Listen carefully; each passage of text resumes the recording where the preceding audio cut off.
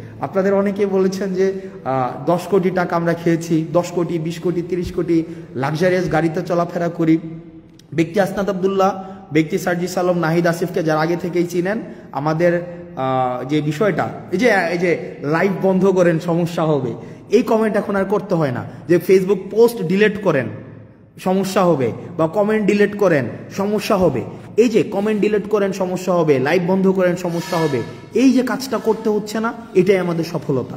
এই যে আজকে মানে আমি বিশ্বাস করেন, আপনারা যখন কমেন্টে গালি দেন, আমি মনে করি যে না,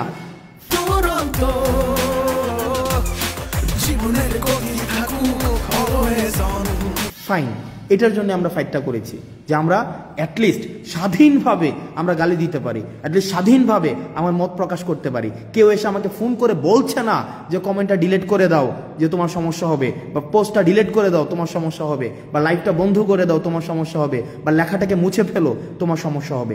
এটার জন্যই মূলত হচ্ছে আমরা আন্দোলনটি করেছিলাম। এখন এই আন্দোলনের সংগ্রামের এই স্পিরিটটি যদি ধরে রাখতে চাই, তাহলে আপনাদের মাথায় রাখতে হবে চাঁদাবাজদের বিরুদ্ধে দাঁড়াতে হবে, অন্যায়ের বিরুদ্ধে দাঁড়াতে হবে।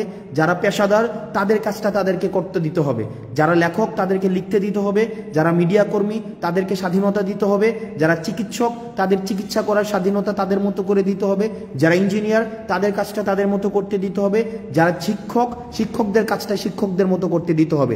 সেখানে যদি আমরা হস্তক্ষেপ করি, তাহলেই কিন্তু সেটা স্বাধীনতা পরিপন্থী, তাহলেই কিন্তু এটা সংগ্রাম পরিপন্থী।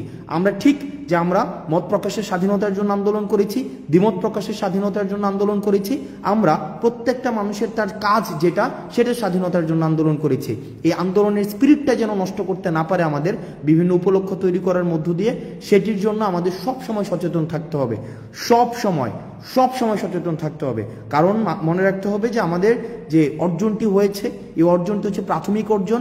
এই অর্জনের ধারাবাহিকতাটি যদি আমরা রক্ষা করতে চাই, এই ধারাবাহিকতা রক্ষা করার জন্য আমাদের লড়াইটি সেটি হচ্ছে চলমান, লড়াইটি চলমান, এবং আমাদের লড়াইটিকে অব্যাহত রাখতে হবে। আমরা আমাদের জায়গা থেকে সামাজিকভাবে যেই প্রবলেমগুলা অ্যারাইজ করেছে, আমাদের এখন সোশ্যাল কিছু প্রবলেম অ্যারাইজ করেছে, চাঁদাবাজি বেড়ে গিয়েছে, বিভিন্ন জায়গায় হচ্ছে পদত্যাগ করানো হচ্ছে, বিভিন্ন জায়গায় দেখছি আমরা সিস্টেমের বাইরে গিয়ে বাধ্য করা হচ্ছে বিভিন্ন পদত্যাগ করানোর জন্য। এইসব বিরুদ্ধে আমাদের কথা বলতে হবে, সামাজিকভাবে কথা বলতে হবে। এখানে এমন না যে এটা নেতা নির্ভর, একজন নেতাই কথা বলবে, প্রত্যেকের জন্য ওপেন ফ্লোর।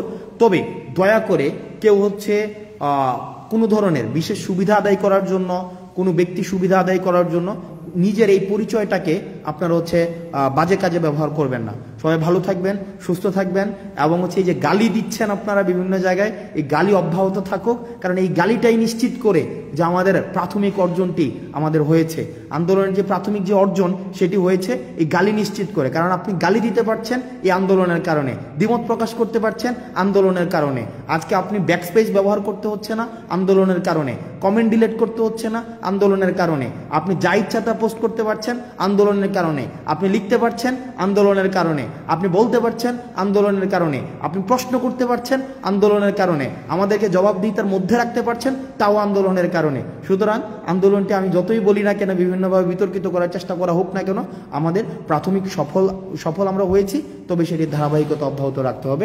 সালামু আলাইকুম।